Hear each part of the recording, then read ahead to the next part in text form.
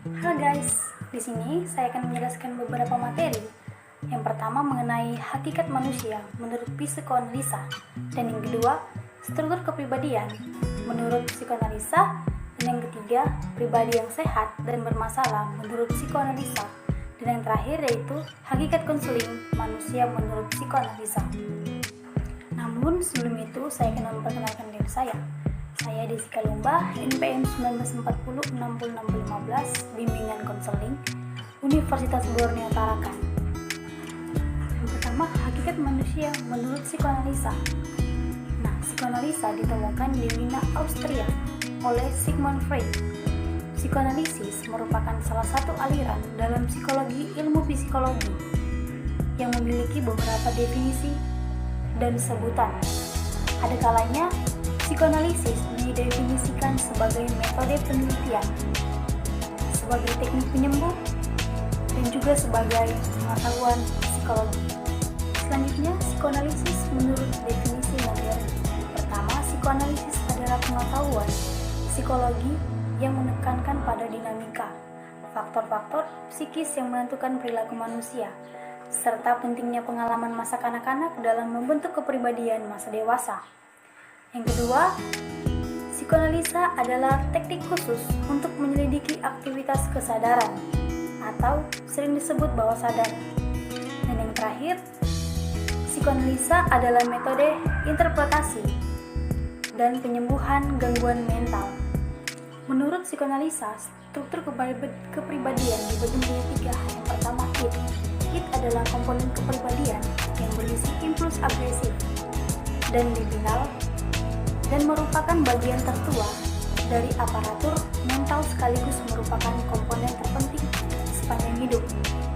Id ini bekerja dengan menganut prinsip kesenangan atau disebut dengan pleasure principle, merupakan struktur yang kita bawa sejak lahir dan berisikan semua potensi bawaan, termasuk naluri yang umum yang tidak kita sadari.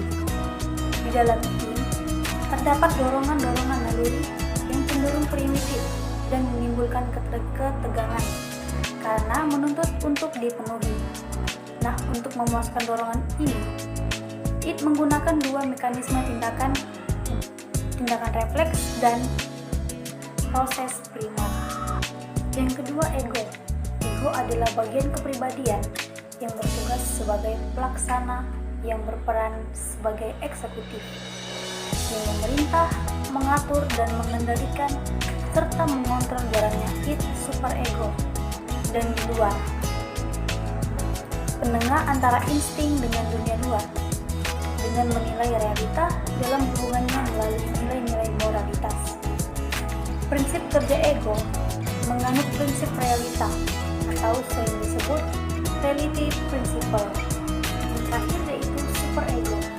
Superego adalah bagian moral kepribadian manusia karena ia merupakan filter dari sensor baik buruk, boleh atau tidak, sesuatu yang dilakukan oleh dorongan ego. Nah, superego bertindak sebagai sesuatu yang ideal dan sesuai dengan norma-norma moral masyarakat. Selanjutnya mengenai pribadi yang sehat dan bermasalah menurut psikoanalisa. Yang pertama, pribadi yang sehat adalah pribadi yang mampu menyelaraskan antara id, ego, dan superego, sehingga dalam pribadi secara utuh manusia tidak mengalami masalah-masalah yang berhubungan dengan kecemasan. Ego bertindak secara rasional dan bukannya secara irasional. Contohnya seperti seseorang yang memiliki pemikiran matang dari segi emosional, yang dimana ia mampu mengendalikan dirinya di setiap situasi atau kondisi, dan juga dirinya tidak mudah terpancing dalam emosi yang negatif, serta mampu menahan diri di setiap keadaan, sehingga menjadikannya memiliki kontrol diri yang baik. Peristiwa yang pernah terjadi dalam dirinya saat ada temannya yang berkelahi, ia dapat menghentikan atau menahan permasalahan tersebut. Masalah adalah pribadi yang dikatakan apabila dalam dirinya terjadi ketidaksinambungan antara id, ego, dan superego. Terjadi kecemasan antara masa lalu dan ketakutan akan masa depan. memiliki pertahanan diri yang tidak baik, sehingga secara sadar maupun tidak sadar ia mempengaruhi perilaku atau tindakan secara nyata.